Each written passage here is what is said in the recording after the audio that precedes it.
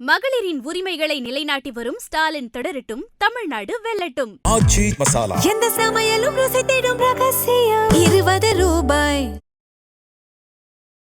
IBC Tamil நேயர்களுக்கு வணக்கம். இன்று நம்முடன் நேர்காணலில் யுஎன் முன்னாள் அதிகாரியும் எழுத்தாளருமான கண்ணன் இணைந்திருக்கிறார். வணக்கம் சார். வணக்கம் பிரபு. ஈரான், இஸ்ரேல், அமெரிக்கா போர் ஒரு வழியாக சீஸ்ஃபயரை நோக்கி வந்திருக்கு.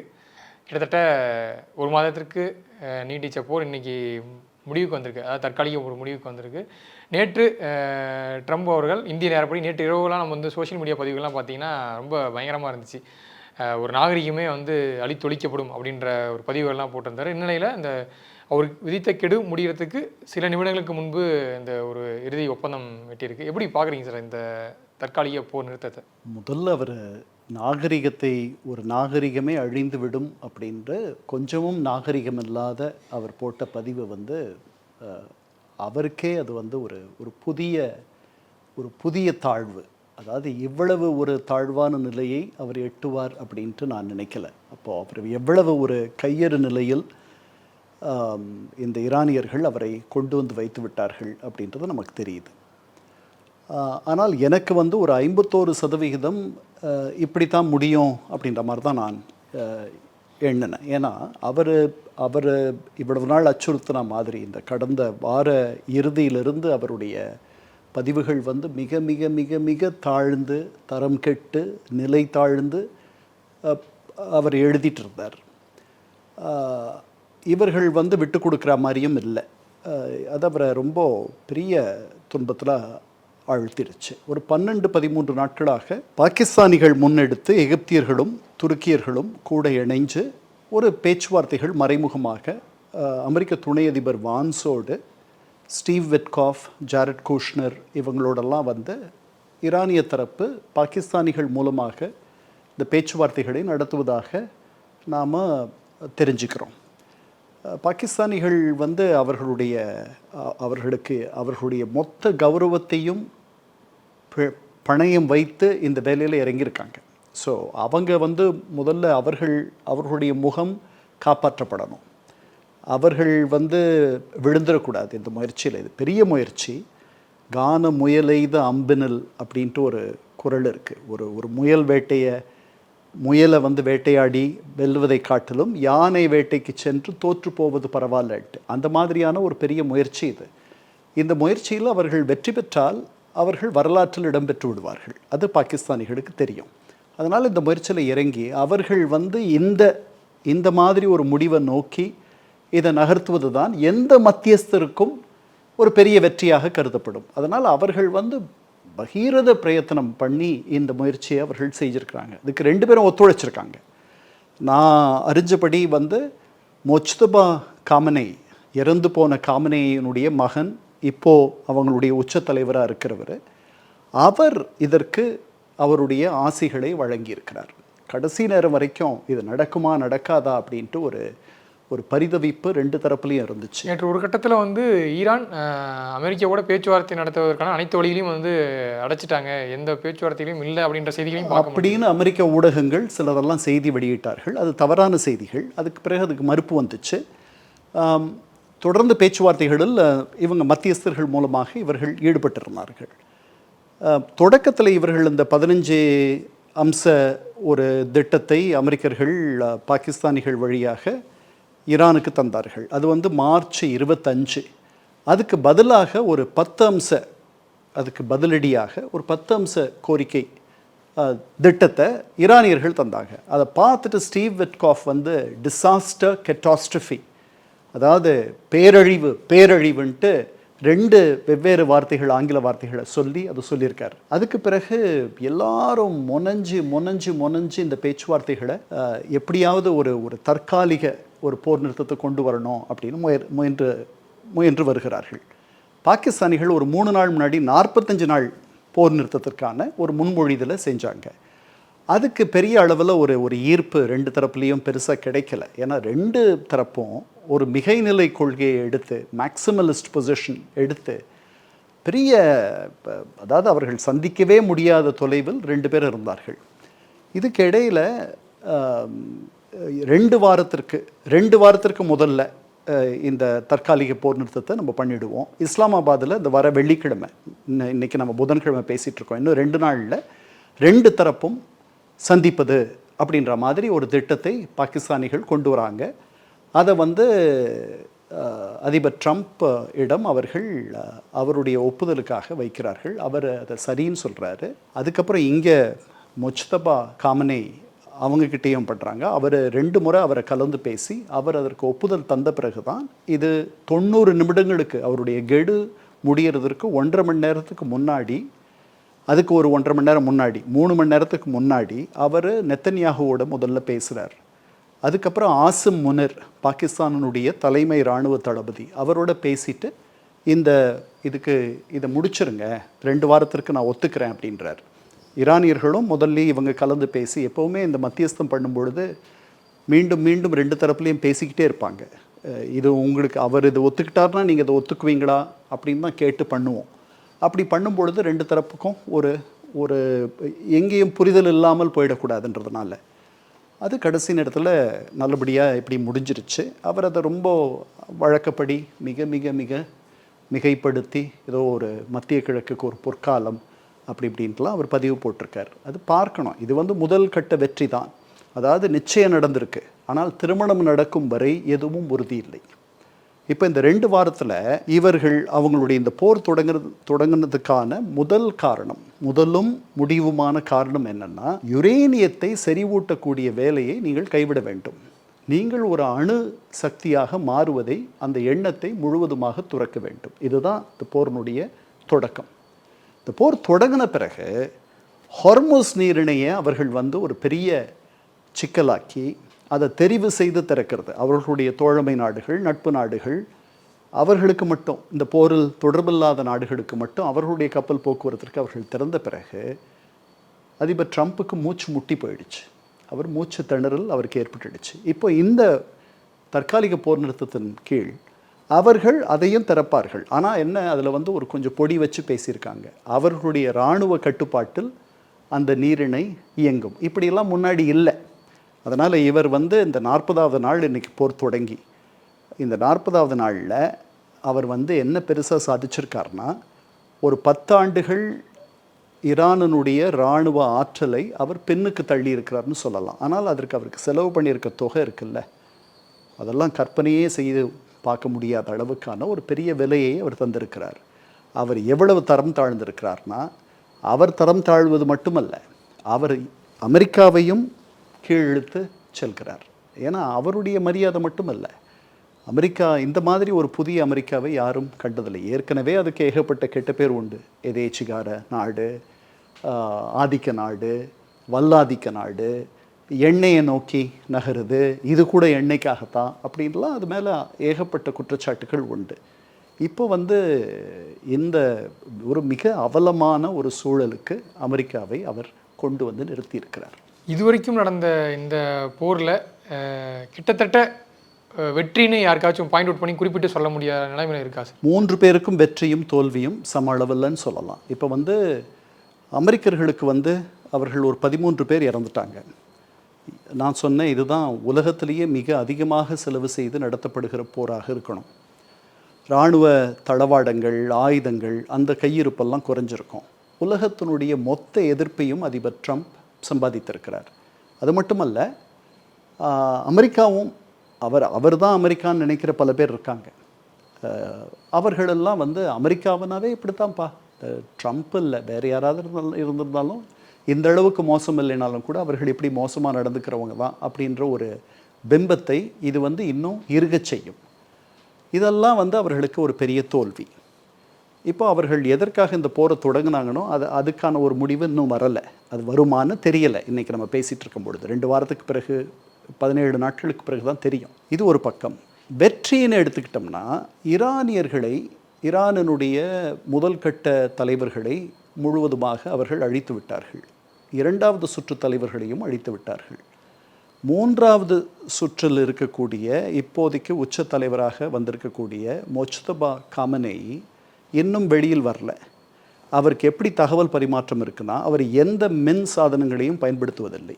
மின் அணு சாதனங்களை, எலக்ட்ரானிக்ஸ், ஃபோன், அதெல்லாம் அவர் எங்கே இருப்பார்னு அவர் எங்கே இருக்காருன்னு உடனே அதை கண்டுபிடிச்சிடலான்றதுனால அவ்வளவு பயந்து அவர் மார்ச் 9 அவரை உச்சத்தலைவராக நியமிக்கப்பட்டார். இன்னும் நீங்களும் நானும் அவரை வெளியே பார்க்கல. 2 அல்லது 3 முறை அவர் சொன்னதாக சில கருத்துக்களை தொலைக்காட்சியில் அங்கே செய்தியாளர்கள் வாசித்தார்கள். அவர் உயிரோடு இருக்கிறாரான்னு கூட சந்தேகமாக இருக்குது அப்படின்ற ஒரு எண்ணமெல்லாம் அமெரிக்கர்கள் நம்ம மத்தியில் விதைச்சாங்க. ஹெக்ஸெட் அவங்களுடைய பாதுகாப்பு அமைச்சர் என்ன சொன்னார், அவர் விகாரப்பட்டு இருக்கிறார் அந்த தாக்குதலில். ஏன்னா அவங்க அப்பாவை இவர்கள் கொன்ன அந்த தாக்குதலில் அவர் அவங்க இருக்கார் அந்த நேரத்தில் அப்படின்னு சொன்னாங்க. அவர் எப்படி தகவல்களை அவருக்கு கொண்டு போய் சேர்க்கிறார்கள், எப்படி தகவல்கள் அவரிடமிருந்து வருகின்றன, எழுத்து மூலமாக அந்த காலத்துலலாம் எப்படி நடக்கும் அந்த மாதிரி ரொம்ப ஒரு பழங்காலத்தில் எப்படி தகவல்கள் பரிமாறிக்கொள்வார்களோ அந்த அளவுக்கு அவர் காட்டி கொடுக்காத வகையில் அவர்கள் செயல்படுகிறார்கள். அதனாலேயும் நிறைய நேரமாகுது. ஈரானுக்கு இவர் எந்த எல்லைக்கும் செல்வார், இவர் மற்ற அமெரிக்க அதிபர்கள் மாதிரி இல்லை, இவர் எந்த எல்லைக்கும் போவார், எவ்வளோ வேணாலும் பகைச்சுக்குவார் அப்படின்றத அவர் காட்டிட்டார். இதெல்லாம் அமெரிக்காவுக்கு இன்னும் ஒரு 10 ஆண்டுகள் ஈரானுடைய வளர்ச்சியும் ஈரானுடைய நலமும் பின்னுக்கு தள்ளப்பட்டுடுச்சு. அதில் எந்த சந்தேகமும் இல்லை. இது இப்போ ஈரானை எடுத்துக்கிட்டால், ஈரான் உலகத்தினுடைய ஒரே வல்லரசை மூச்சு முட்டை வச்சிருச்சு, மூச்சு திணற வச்சிருச்சு. அது ஒரு பெரிய அளவில் ஒன்றும் அது பெருசாக ஏன்னா ஒரு 1600 அப்பாவி மக்கள் இறந்துட்டாங்க. அவர்களுடைய தலைவர்கள் எல்லாம் பல பேர் இறந்துட்டாங்க. அவர்கள் இறந்தால் அந்த இடத்துக்கு வர்றதுக்கு அவர்கள் பல வரிசை தலைவர்களை வைத்திருக்கிறார்கள். இந்த நாடுக்காக அவர்கள் தங்களை 47 ஆண்டுகளாக தயார் செய்து வைத்திருந்தார்கள். அதனால் அதெல்லாம் அவர்களுக்கு ஒரு பெரிய வெற்றி. இந்த ஹோர்முஸ் நீரிணையை நீங்கள் எடுத்துக்கிட்டிங்கன்னா அது அவர்களுக்கு கிடைச்ச ஒரு வரப்பிரசாதம். இதை அமெரிக்கர்கள் சரியாக கணிக்கலை. இது இவ்வளவு ஒரு பெரிய மூச்சு திணறலை கொண்டு நிறுத்தும் அப்படின்ட்டு. அதனால் அவர்களுக்கு அதெல்லாம் அவர் ஒத்தையாக தனியாக யாருடைய பெரிய பக்கபலமும் துணையும் இல்லாமல் சீனாவினுடைய ரடார்கள், அதுக்கப்புறம் அவ்வளோதான். அது தவிர அவர்களுடைய எண்ணெய், அந்த எண்ணெயில் அவர்கள் விற்று அதை சம்பாதிக்கிறது, இதை வச்சுக்கிட்டே அவர்கள் மிகுந்த வலியை அமெரிக்கர்களுக்கு ஏற்படுத்திட்டார்கள். 13 பேரை கொன்னுட்டாங்க, 13 அமெரிக்க வீரர்களை. 2 விமானங்களை சுட்டு வீழ்த்திட்டாங்க. 2 விமானிகள் அங்கே அவர்களுடைய நிலப்பகுதியில் விழுந்து விட்டார்கள். அவர்களை கைப்பற்ற முயற்சி பண்ணார்கள், அதில் தோற்று போனார்கள். வளைகுடா நாடுகளில் மிகுந்த பதற்றத்தை ஏற்படுத்தினார்கள் அவர்களுடைய தாக்குதல் மூலமாக. அது எனக்கு பெரிய ஆச்சரியமாக இருக்குது, அவர்கள் இப்படி பண்ணுவாங்கன்ட்டு 2 முறை சொன்னார் ட்ரம்ப். அதனால் அவர்கள் அதாவது அண்டர் டாகுன்னு சொல்லுவாங்க இல்லையா, ஒரு பெரிய நாயோட சண்டை போடுற ஒரு சின்ன நாய், அந்த சின்ன நாய் வெல்லணுன்ட்டு தான் எல்லாருமே நினைப்பாங்க. அந்த எண்ணம் தான் உலகம் முழுக்க இருந்துச்சு. இந்த ஈரானியர்கள் இவ்வளவு துணிவாக இதெல்லாம் பண்ணுறாங்களேன்ட்டு, இதெல்லாம் அவர்களுக்கு ஒரு பெரிய வெற்றி. அவர்களுடைய பிம்பத்தை பெரிய அளவில் கொண்டு போய் ஒரு கொலாயத்தோட ஒரு டேவிட் சண்டை போடுற மாதிரி பல பேர் எண்ணினார்கள். இது ஒரு பக்கம். இன்னொரு பக்கம் அவர்களுடைய தோல்வின்னு நீங்கள் எடுத்துக்கிட்டிங்கன்னா, வளைகுடா நாடுகளோடு அவர்களுக்கு ஏற்கனவே பெரிய நல்ல உறவெல்லாம் கிடையாது.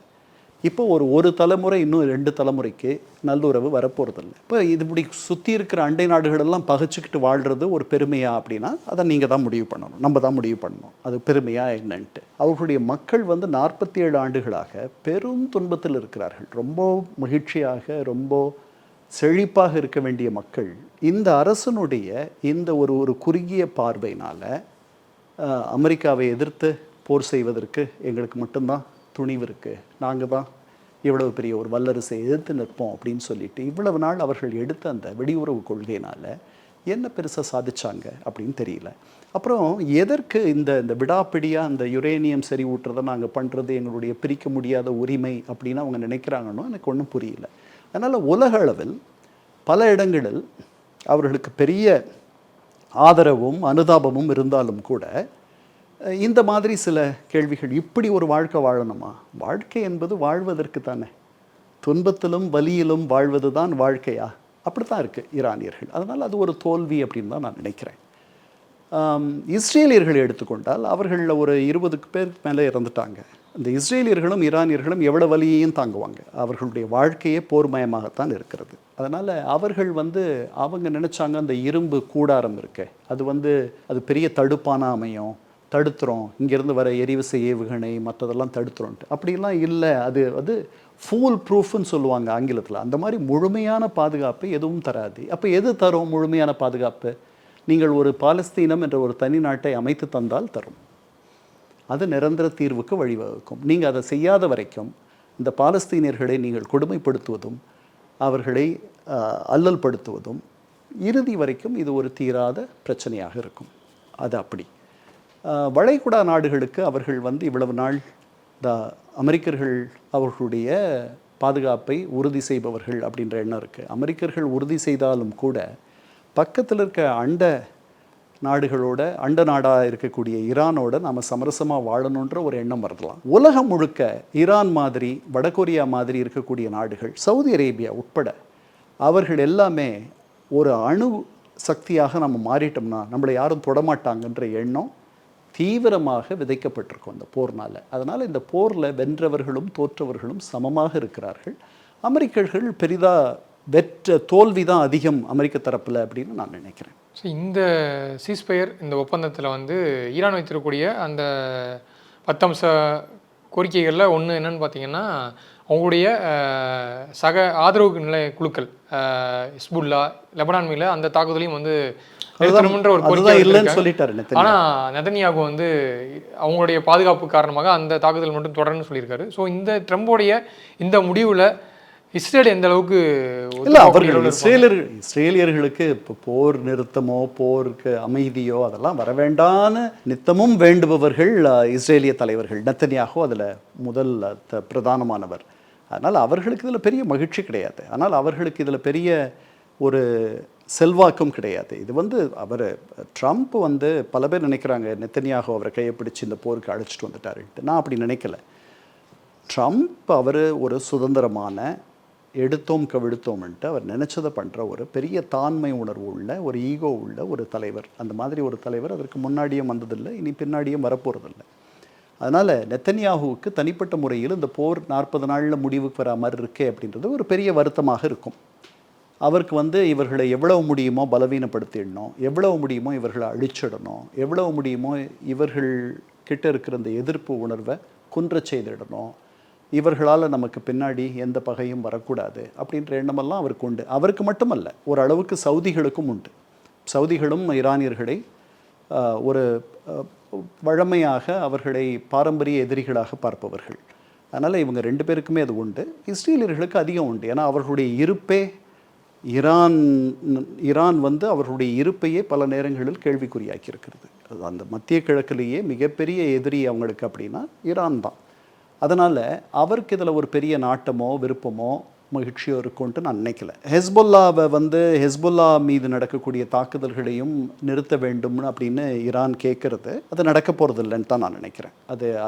இது வந்து ஈரானுக்கும் அமெரிக்காவுக்கும், ஈரானுக்கும் இஸ்ரேலுக்கும் நடக்கக்கூடிய இந்த போருக்கான தற்காலிக போர் நிறுத்தம் 2 வாரத்துக்கு. இதில் ஹெஸ்புல்லா எங்கே வருதுன்னு எனக்கு தெரியல. அதனால் அது வந்து அதுக்கு ஒரு முடிவு வரும்னு நான் நினைக்கல. இஸ்ரேலியர்கள் அவர்கள் அதை பண்ணிக்கிட்டு இருப்பாங்க. இந்த பேச்சுவார்த்தைகள் வெள்ளிக்கிழமை அன்னைக்கு தொடங்குச்சுன்னா, வான்ஸ் வந்து ஹங்கரி வந்திருக்கார். ஹங்கரியில் ஒரு வலதுசாரி பிரதமர் இருக்கார்.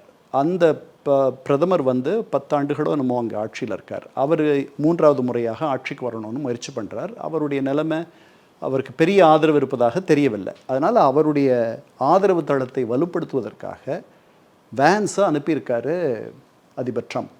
இங்கே ஹங்கரியில் இருக்கார். அங்கேருந்து இஸ்லாமாபாத் வந்துடலாம் வேகமாக வெள்ளிக்கிழமை இந்த பேச்சுவார்த்தைகள் நடக்குமானால். அது நடந்துச்சுன்னா அமெரிக்கர்களுடைய மிகைநிலை நிலையும் இவர்களுடைய மிகைநிலையும் எப்படி வந்து இவர்கள் 2 பேரையும் சந்திக்க வைக்கிறதுன்றது தான் ஒரு பெரிய சிக்கலாக பாகிஸ்தானி எளிதாக இருக்காது. இந்த கொஞ்சமும் இருக்காது. இவர்கள் யுரேனியத்தை தொடுவதை முழுவதுமாக கைவிடணுன்றது அமெரிக்கர்களுடைய கோரிக்கை. 440 கிலோகிராம் செறிவூட்டப்பட்ட யுரேனியம் இருக்குது, அதை கொடுத்துடணும் சர்வதேச அணுசக்தி முகவத்துக்கிட்ட அப்படின்றது இன்னொரு கோரிக்கை. ஹார்முஸில் எந்த விதமான தடையும் இனிமேல் எப்பவும் பண்ணக்கூடாதுன்றது இப்போ புதுசாக அந்த போர் தொடங்கின பிறகு வந்திருக்கிற கோரிக்கை. 4வது வந்து முதல்லையே இருந்த கோரிக்கை, இவர்களுடைய எரிவிசை ஏவுகணைகளுடைய தொலைவு அது எட்டக்கூடிய அது எட்டக்கூடிய தூரம் இதை வந்து குறைக்கணும். 1000 தான் இருக்கணும். இப்போ வந்து இஸ்ரேல் வரைக்கும் 1000 தான் இருக்கணும் அப்படின்றது அமெரிக்கர்களுடைய நிபந்தனை. அது நடக்குமான்னு தெரியல. இவர்களுடைய பதிலிகள் ப்ராக்சிஸ், ஹெஸ்பல்லா, ஹமாஸ், ஹூத்தீஸ், இவங்களுக்கு வந்து இவர்கள் தரக்கூடிய தார்மீக ஆதரவு, நிதி ஆதரவு, நிதி உதவி, அதுக்கப்புறம் ஆயுத உதவி, இதெல்லாம் அவர்கள் நிறுத்தணும் அப்படின்றது. இதில் 1-2 உடன்பாடு வரலாம், சிலதெல்லாம் வராதுன்னு நினைக்கிறேன். இது உடன்பாடு வரலைன்னா 2 வாரத்துக்கு பிறகு திருப்பி என்ன நடக்கும்னு தெரியாது. இந்த விவகாரத்தில் இப்போ பாகிஸ்தான் தான் வந்து நெகோஷியேட்டராக மாறி இருக்காங்க, ஒரு மத்தியஸ்தம் செய்கிறாங்க. ஸோ ஏஷியா ரீஜனில் பாகிஸ்தான் இந்த மாதிரி ஒரு வலுவான ஒரு மீடியேட்டராக மாறுறது இது இந்தியாவுக்கு என்ன மாதிரி ஒரு போக்கை ஏற்படுத்தும் சார், ஒரு சூழ்நிலையை ஏற்படுத்தும்? ஏன்னா பாகிஸ்தான் இப்போது நீங்கள் சொல்கிறீங்க ஒரு மிகப்பெரிய ஒரு முன்னெடுப்பு வந்து எடுத்திருக்காங்கன்றது. ஸோ இந்தியாவுடைய நிலைப்பாடு இதில் எப்படி இருக்கு? முதல்ல நாம் மத்தியஸ்தத்திற்கு போகிறதும் இல்லை, மத்தியஸ்தம் வேணும்னு நம்ம நினைக்கிறதும் இல்லை. நம்முடைய நிலை என்னென்னா, நம்முடைய சுதந்திரத்தன்மையை நம்ம பாதுகாத்துக்கணும், நம்முடைய இறையாண்மையை பாதுகாத்துக்கணும்னு சொல்லிட்டு காஷ்மீருக்கு மத்தியஸ்தம் பண்ண தயாராக இருக்கிறோன்ட்டு யாராவது சொன்னாலும் ஐநா உட்பட நாம் அதை வேண்டான்னு சொல்கிறோம். இது இருதரப்பு பேச்சுவார்த்தைகள் மூலமாக தீர்க்கப்பட வேண்டியது, இது இருதரப்பு பிரச்சனை அப்படின்னு நம்ம சொல்லிகிட்டு இருக்கோம். அதனால் நாம் வந்து மத்தியஸ்தம் பண்ண போகிறதுன்றது நமக்கு பழக்கமே இல்லாத ஒன்று, நாம் விரும்பாத ஒன்று. ஒரே ஒரு தடவை மட்டும் அதை பண்ணோம், இலங்கையில் கையை சுட்டுக்கிட்டோம். அதனால் நாம் இந்த போட்டியில் பாகிஸ்தானோடு இல்லை. அப்புறம் பாகிஸ்தானுக்கு இருக்கக்கூடிய சில சிறப்பு தகுதிகள் நமக்கு கிடையாது. பாகிஸ்தான் ஒரு இஸ்லாமிய நாடு, அதற்கு எல்லா இடத்துலையும் நண்பர்கள் இருக்கிறார்கள். நாம் இஸ்லாமிய நாடு கிடையாது, நாம் ஒரு மதச்சார்பற்ற நாடு. பாகிஸ்தானிகளுக்கு ஒரு சிறப்பு உறவு சவுதிகளோடு இருக்குது. சவுதிகளோடு இப்போ போன வருஷம் செப்டம்பரில் அவர்கள் தனியாக ஒரு பாதுகாப்பு ஒப்பந்தத்தையும் பண்ணிக்கிட்டாங்க. அதாவது சவுதி அரேபியாவுக்கு ஒரு கெடுதல் வருதுன்னா பாகிஸ்தானி படைகளை இவர்கள் அனுப்பி அவர்களை காப்பாற்றுவார்கள். அந்த மாதிரி பாகிஸ்தானி இராணுவம் சவுதி இராணுவத்திற்கு பயிற்சி தருகிறது பல தசாப்தங்களாக.